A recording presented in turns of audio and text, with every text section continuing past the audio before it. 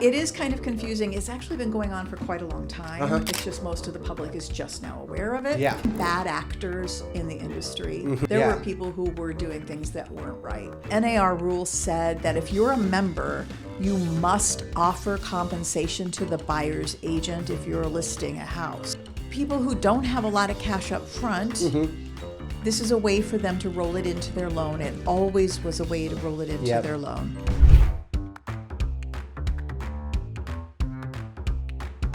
All right, well, for everyone that's going to watch this is Debbi Myers. She's the broker at Amherst Madison, and we're going to go over this National Association of Realtors lawsuit and kind of go through the details that I feel like a lot of people don't have a clarity on. And you know how media likes to take things and run? Oh, yeah. So I know everyone's kind of scared, and buyers don't know what's going on, sellers don't know what's going on. So yeah, I just want to kind of dive into that and make sure we get the information out there. Perfect. I do want to preface it by saying that I'm speaking as the designated broker of Amherst Madison. I'm not speaking for the Realtor Association or any of the local associations, just purely for Amherst Madison. Perfect. Just want to make sure everybody gets that. But it is kind of confusing. It's actually been going on for quite a long time. It's just most of the public is just now aware of it. Yeah. There was a class action suit brought. The one we're talking about right now is in Missouri, but there are other copycat lawsuits that were filed after that one. For this whole class action, does it all go together? The entire class of property sellers over a period of time. Gotcha. And so the reason you're hearing about it now is for two reasons. NAR actually lost that court case last October. Okay, yeah. And they were... they kept saying they were going to appeal that loss, but on March 25th, they announced that instead they had brokered a settlement proposal. Gotcha. That was put together by the plaintiffs in the party, the NAR's attorneys, and a mediator. And so it wasn't just unilateral. There was some collaboration on it. And the gist of that is there were some bad actors in the industry. I don't think anyone's arguing that. There were people who were doing things that weren't right. Not all of us by any stretch of the imagination, but as is normal in our society, one bad apple and everyone assumes we're all rotten and we should be thrown out. Yeah, everyone's thrown under the same umbrella. Exactly. Yeah. So what's going to happen going forward, as far as we understand it today, there's a settlement proposal before the court. Okay. And what that settlement proposal does is release us from liability for future lawsuits placed on behalf of sellers only. But that removes us from having any future liability. And in exchange, we're going to agree to change some NAR rules and some local practices. What is the National Association of Realtors getting sued for initially? So the National Association of Realtors and some other big companies were being sued for collusion and price fixing and for artificially inflating real estate prices, allegedly because of this price fixing on the commission side. Gotcha. Okay. So basically they're suing the National Association of Realtors over the fact that people were fixing their commission instead of giving people the negotiation that they should have. Correct. Now, we've always had that power to negotiate. The rule that put NAR in a dicey position, the NAR rule said that if you're a member, you must offer compensation to the buyer's agent if you're listing a house. Gotcha. Didn't say how much, could be $1, but it did say you had to. So part of the settlement is not only do we no longer have to, it's no longer going to be in the MLS. Yes. So the way that works right now is if I'm a broker and I belong to an MLS and another broker belongs to the MLS, we agree by virtue of the fact that we're both members of that MLS that any compensation that a listing agent puts in the MLS, that's a contract that they will pay us that. Right? We don't have to negotiate it. We can see it They up front. negotiate it up front for us. Correct. For the buyer's agent. For the buyer's agent. And so what's going to happen later, mid-July, we're still not sure, if that settlement will get ratified by the courts as stands or if they'll modify it. And we don't know what the time frame will be, but it certainly won't be before mid-July because that's what's proposed. At that point in time, we won't put compensation for a buyer's agent into the MLS. That's really the big change. You can still negotiate as a buyer's agent to have the seller pay the buyer's agent. Yeah. There are lots of cases, first-time home buyers, people who don't have a lot of cash up front. This is a way for them to roll it into their loan. It always was a way to roll it into their loan. And this is just going to hopefully cause more transparency. Yeah. Everyone's going to know up front. Part of that settlement also says that if I'm going to show you a property, before I can show you the property, I have to have a buyer representation agreement with you. And that has to include what rate I expect to be paid at. So, if I'm hearing this right, so if I have a buyer and I want to show them a house, I have to have a compensation agreement already set in place with my buyer, or could it be like with the seller? Like if I call the seller before and say, hey, are you willing to pay this So much? before you show the property, you're going to have a contract to represent that buyer. Gotcha. It can be specific to one property. It can say for 6 months, however you negotiate with your buyer. A key piece of that is whatever amount you put in for buyer rep compensation, you cannot receive more than that. But you can receive less. You can receive less. That's always negotiable. Yep. If you get to the place, you do this all the time. Yeah. You get to the place where somebody is this close to being able to buy a house. And if you just nudge a little bit, you're going to get them in there. Of course, we do that all the time in the industry. And that's not going to change. That's still going to happen. Yeah. But it is going to give us a much more, I mean, most of our agents here have already been having that conversation up front. I don't think if you called any of my buyers, they would be taken back. They'd be like surprised. Yes, exactly. Right? Yeah, you were always clear about that. I try my best at least. Yeah, and this is just gonna cause other people in the industry who haven't maybe been as transparent to come up to that level. Yeah. To have that conversation up front with that potential buyer in advance so they know what they're getting. It's also, I think, going to be helpful to agents because you're going to be able to sit down and have that conversation with a potential buyer in advance of showing them anything. Yeah. And which is how we would like it to go. However, it doesn't usually flow that way. Correct. It's usually let's go see the pretty thing first, and we'll get back to the paperwork. And we'll get back to how we're going to do how we're going to get paid. But you don't go to your dentist and say, go ahead and give me a couple fillings, and then we'll talk later about how you're going to get paid or if you're going to get paid and how much you're going to get paid, right? It doesn't work that way. Yeah. And so this is just going to be more in line with what consumers are used to. Well, that'll make me happy. Yeah. Yes, right? So now everyone will know up front what that looks like. Okay. Right? Yeah. I don't know how that's going to work with government-backed loans at this point. I don't know how it's going to look with VA. I know everyone's scrambling in the background, trying to come up with, do they change their policies to allow our buyer clients to fold that into their loan? I mean, they were doing it before when it was part of the purchase price. It just wasn't as transparent to the buyer. It just wasn't obvious they were paying an extra 3% under their loan to the buying agent or the buyer's agent in that sense. Yeah.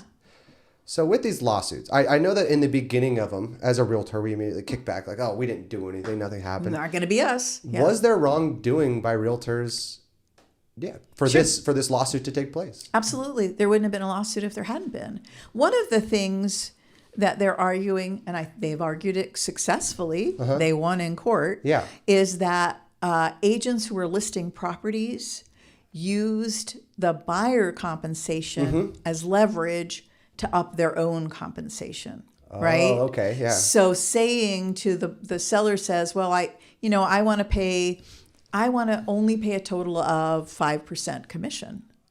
And then the listing agent would say, okay, that's great, but no one's going to look at your house if you don't offer the full buyer's amount to the, so they would pressure them into raising up the commission. And that conversation is still going to be had, but it's got to be had differently. It's got to be more realistic. So if I, after the middle of July or whenever these changes go into effect, if I'm talking to a seller and a seller says, and a seller always had the right to not pay that. Correct. Right? Yeah. And we both know that. And the market drove what was happening. Let's be clear. We didn't drive it. The market did, because you have to compete with your competitors. When your property goes live, you have to be competitive with the other live properties. Correct. In order to attract a buyer who's going to buy that house at the highest possible price in the shortest possible time. Yeah. Right. So what agents were saying was, well, nobody's going to show your house if you don't offer compensation. And that was not true. Not nobody, but it might have reduced the number of agents who were willing to show your property, even though it's always been a violation of ethics and illegal for me to say, I'm not showing you a house because they won't pay me enough money. Yes. I remember you talking to us about that, saying, hey, if they offer 1% and your client likes it, you legally have to show it. Exactly. Now you can still negotiate with your buyer for what that looks like. Yes. And depending at what price point your buyer is and what their cash situation is, if it's a first-time home buyer who has just scraped together exactly what they need. $15,000 for closing costs and down payment. Yeah. Right. And $15,000, let's face it, that's a lot of money to save. Oh, 100%. And if they've managed to put that together, they're not, in all likelihood, able to scrape up more cash suddenly to pay you at closing. Yes. And none of us in good conscience are going to say, well, then you don't get a house. Yes. Right? Yeah, but it's on agents at that point to prove their value even more. Yep. Which is one of the benefits that I see of this from as an agent perspective. Yes. Was that I don't think that a lot of agents, or not a lot, I think there is a select few of agents that make other agents look bad because they don't provide the value that they should provide their client in order to earn their commission that they're getting. Correct. So overall, I see, some agents leaving the industry and probably commissions going down a little bit. But sure. I think that might be a benefit to the overall industry standard to go up a notch because buyers agents are going to have to prove themselves. Right. They're going to have to prove why the client needs them. Yes, exactly. And if you can't express your value to a client, then how are you going to negotiate anything else in that deal? No, I completely agree. Yeah. So do you think it'll be harder for buyers agents to provide value or get their clients than it used to be? Sure. Yeah. I think that buyer's agents like yourself who have always proved their worth to their clients are going to be, by and large, not all that affected. But people who have just said, well, you got to pay it because that's what everybody does, they're going to be in trouble. Yeah. Because that's not the case. It never was the case, but now the public knows that, right? Yeah. And I saw a bunch of like meme TikToks, basically, of agents making jokes that all these, we're only going to show you the house and we're only going to do this, and everyone commenting on there saying this is what my agent did anyway. Right. And that messed with my brain. All I know is Amherst. All I know is this level of real estate, and of course with Mike T, I got a mentor from the very, very start and had a level of quality that we had to hit on every single one. And it wasn't optional, and it wasn't something that you only offer some clients and not others. All clients get your A game, period. 100%. Yeah. And I think that real estate has been you can sell 3 houses a year and call it a deal. But when our team's selling 30 plus and we're 10 timesing that, the experience that we're getting during that is unbeatable value for our next clients to be able to get. So when you're just doing part-time work, I think you're going to get part-time value, essentially. I agree. So it's very difficult if you aren't full immersion in the real estate business to totally understand the market shifts. Market shifts can be really subtle or they can be really drastic and they can be really slow or they can be overnight. Yes. And unless you're in the biz up to your neck every single day, how do you know those things? And how do you offer value to your client by virtue of your knowledge that's going to protect them? Definitely. So if you aren't up on what's going on, then you don't know that the trend is suddenly not to offer over asking anymore, or you don't know things that are going to be valuable to your client. And that is why we have never really embraced the hobbyists, as I like to call them. Yeah. And there's nothing wrong with that. Yeah. People can do that. That's fine. Just understand you're not going to get a committed professional the way you get someone who this is their job, this is their career, this is their business. This is the way they feed their family. Their sole income. Right. Yeah. This is not how they pay for extra vacations. This is how they pay their mortgage. Yeah. This is how they feed their children. Yes. This is how they earn their living, and they earn it. You and I both know we make it look super easy, and people earn their living here at Amherst Madison by providing really good service, knowledge, just above and beyond. So while we're on that, what does a good agent provide their clients? So what value does a good buyer's agent provide their clients? Oh my gosh. So a good buyer's agent, it does a whole lot.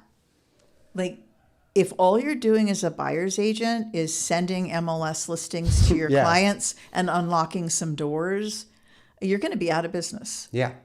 We help them interview and identify multiple lenders to get the very best possible product for their unique situation. Mm-hmm. We provide them with counseling about HOAs and what does that mean, and new construction versus, and do I need a home inspection and why, and what are the laws about lead-based paint, and what does closing mean? Why does it mean 5 different things on 5 different forms, right? Closing means this, but it also means that. All of those kinds of things that we provide information all the time. And we, as good agents, we know the contract that they're going to sign well enough to go through it with them, paragraph by paragraph, and explain what they're signing. It's a legally binding document. They shouldn't just get something they're scrolling through on their phone and electronically signing and not know what they're signing. So those things are all hugely important from a buyer's agent. Knowing comps in the area, knowing that a particular property is potentially underpriced and would be a good value for them. But it's on the market a long time because they frankly didn't have a very good listing agent, and it doesn't look good to other people, but trust me, when we get over there and look at it, you're going to like it. So strategy and negotiation negotiations, communicating with other agents, that's something you're really gifted at. Thank you. Things that there are 9 pages now of our purchase and sale agreement. So there are pages, literally pages and pages of terms and conditions besides the purchase price. Yes. So there are a myriad of ways that you can negotiate on behalf of your seller or your buyer, to make your offer more attractive to the seller without it costing your buyer more money. Yeah. And if you're savvy and you're talking to the agents on the other side and asking the questions are the right questions to ask, you can put together a good, clean, awesome offer that offers those 3 Easter eggs that are going to make a difference to the seller. And maybe even get your buyer the property at a lesser cost than other offers are coming in. Definitely. And I think that, to me, the true value of a buyer's agent overall is how they negotiate. Absolutely. That's how you save your clients enough money to be able to say that they earn their commission. Correct. Essentially. Yep. So do you think that buyers will start going unrepresented to buy a house because of this? I think that is the big danger. And a lot of buyers won't understand why that matters. A lot of buyers now don't. Buyers will go to the listing agent and figure they're going to get a hot deal.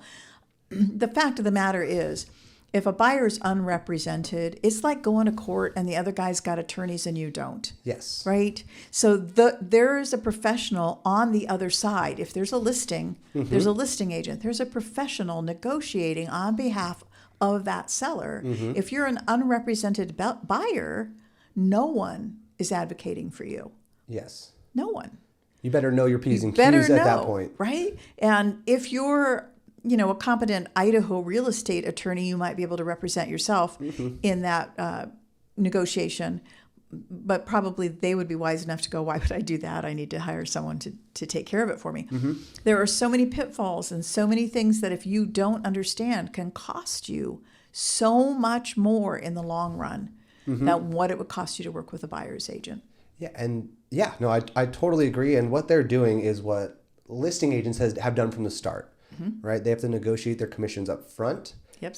But it's always been proven that if you use an agent and you're paying your listing agent 3%, you're going to make more than the for sale by owners. Sure. Which is the same idea of going unrepresented, but they're selling on the buying side or selling, and then the buying side, sometimes they break even, but they did all the paperwork. Right. And what's the point of that? What is the point of that? At that point, let us handle the paperwork because we know which lines to look at for the risk factor for you, and then you can just of course you can read through it yourself, but we're going to provide you that extra level of protection to where if something goes wrong, no, we already anticipated that happening. You're protected. Correct. Yeah. And there's so many things that we know to look out for our clients that they won't even know it's a thing until it's too late.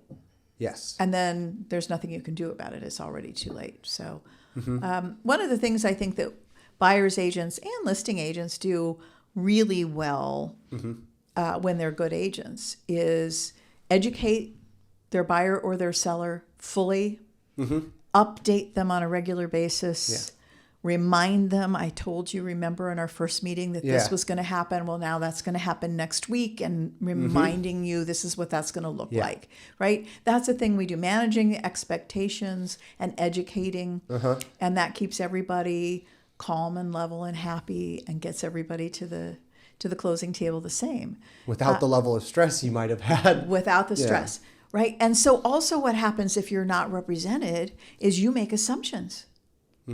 I assume the other side will do this. Why wouldn't they?